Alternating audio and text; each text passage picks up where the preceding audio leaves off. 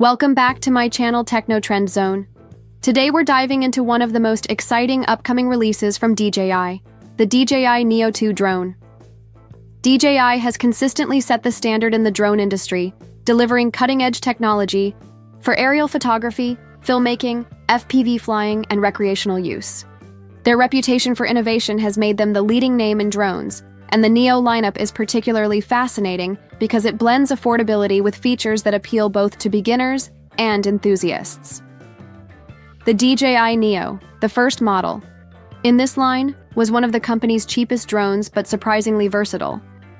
It wasn't just a simple camera drone, it was also designed to provide an FPV flying experience.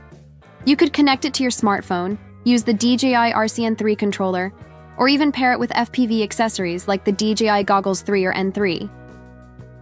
While the Neo wasn't the best drone in every single category, what made it so appealing was its wide functionality at a low price point. Now, DJI is preparing to release its successor, the DJI Neo 2. This next-generation drone has already appeared in FCC filings, which often provide a sneak peek into future products before their official release. While these filings don't reveal every detail, they often highlight the technology, communication protocols, and components that will shape the final product. In this case, the Neo 2 FCC documents have revealed some major surprises that could signal a new strategy for DJI Neo 2 FCC filing. What we learned. The FCC filings show that the DJI Neo 2 carries the model number DEN225. Alongside this, a second product listing appeared, the DJI Neo 2 digital transceiver, model number DEP1. This discovery sparked a lot of speculation because it hinted at something DJI has never done before, separating its OcuSync technology into an optional upgradable accessory rather than building it directly into the drone. If you're familiar with DJI drones, you know that OcuSync is their proprietary video transmission system.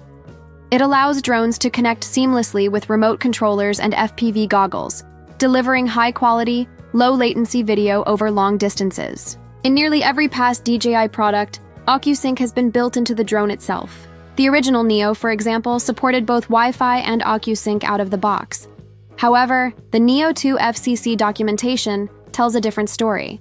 The filings show that the Neo 2 will support Wi-Fi 5, GIRDS, Wi-Fi 2.4, GIRDS GFSK protocol. What's missing? OcuSync. Unlike the first Neo, the Neo 2 does not appear to have OcuSync built in as standard. Instead, DJI seems to be introducing the Neo 2 digital transceiver module, an external accessory that adds OcuSync support when attached to the drone. What the digital transceiver means. The Neo 2 digital transceiver module is essentially an OcuSync add-on. According to the FCC RF testing data, it supports OcuSync transmission at 2.4 GHz and 5 GHz. It operates at up to 26 dBm RF output. It has 2 antenna ports. It runs on a 5V input voltage. In simple terms, this is a module that brings the full power of OcuSync to the Neo 2, but you'll need to buy it separately. Out of the box, the Neo 2 will only support Wi-Fi and GFSK, meaning you can fly it using your smartphone, or possibly with the DJI motion controller. But if you want to use it with advanced accessories like the DJI RCN3 controller, FPV Goggles 3, or other OcuSync-compatible gear, you'll need this additional transceiver module. This approach is groundbreaking because DJI has never separated OcuSync into an external accessory before. Historically, OcuSync has always been integrated into the drone itself. The closest example was the DJI Inspire 2's Sense remote controller, which had a swappable module. But even then, the drone itself had integrated transmission hardware. Why would DJI do this? There are a few possible reasons why DJI is changing its strategy with the Neo 2 cost efficiency. By making OcuSync an optional add-on, DJI can lower the starting price of the Neo 2. This could make the drone more accessible to beginners while allowing advanced users to upgrade if they want the full FPV and long-range experience. Regulatory challenges. DJI has faced restrictions in certain regions, especially in the US, related to its RF systems and data transmission technologies. Selling the Neo 2 as a Wi-Fi-only drone may allow DJI to bypass some regulatory hurdles and then sell the OcuSync module separately for users to install. Modularity and flexibility. DJI may be testing a new modular approach to drones, where users can customize their drone setup depending on their needs.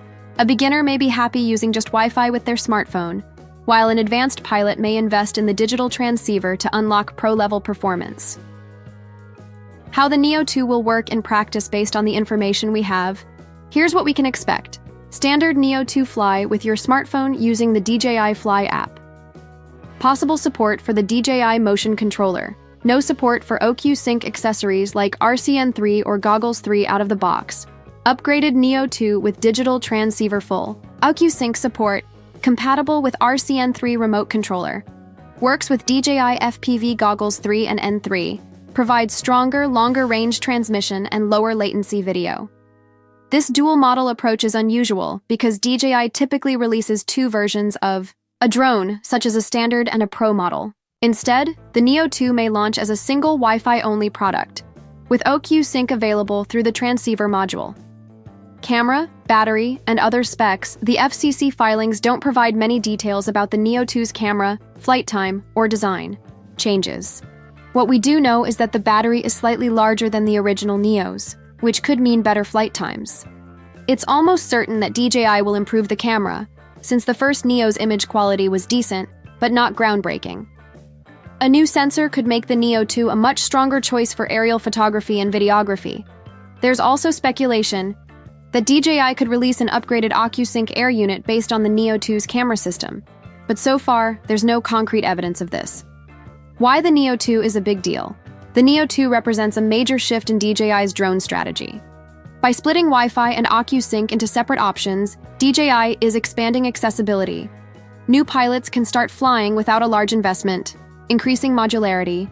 Enthusiasts can upgrade as needed. Exploring compliance strategies. This could be a way to address FCC or import restrictions. If this modular model proves successful, we may see it in other DJI drones in the future. Imagine a DJI Mini 6 or Air 4 where you buy the base drone, then upgrade it with transmission or camera modules as needed. Final thoughts on the DJI Neo 2. Summarize: DJI Neo 2 is coming soon. Wi-Fi only by default, upgradable with the digital transceiver. Slightly larger battery compared to the first Neo. No signs of new controllers or goggles yet. Potentially better camera performance. This is an exciting direction for DJI, even if it raises questions about cost, compatibility, and convenience. Personally, I think DJI is experimenting with a new way to package and sell drones, and the Neo 2 is the perfect test product because of its entry-level market.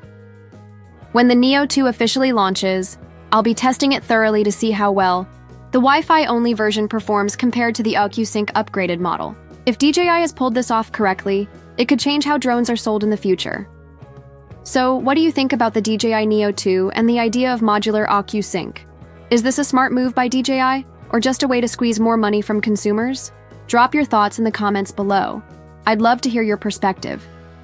If you enjoyed this breakdown and want more deep dives into the latest drone and camera tech, make sure to subscribe to the channel and stay tuned for upcoming videos.